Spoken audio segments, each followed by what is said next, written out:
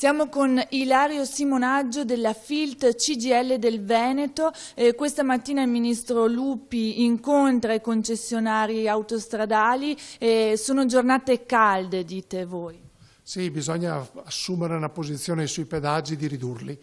Non è possibile per i conducenti professionali, categoria dell'autotrasporto o lavoratori pendolari, pagare cifre che portano via uno stipendio all'anno. Qual è la situazione adesso?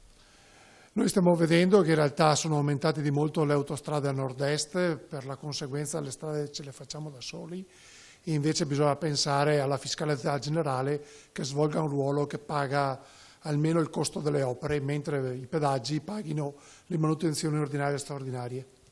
Ci sono dei punti fondamentali che voi come FILT CGIL imponete al governo? Sì, il governo si deve dare di selezionare con molta attenzione le opere, ritorni centrali alla programmazione nazionale e si tratti nello stesso modo tutte le regioni italiane.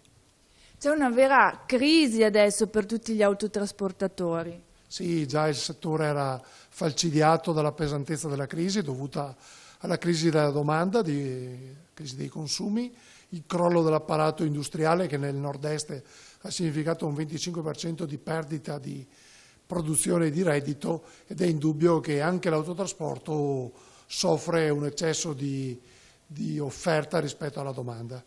Quali sono le necessità che voi segnalate?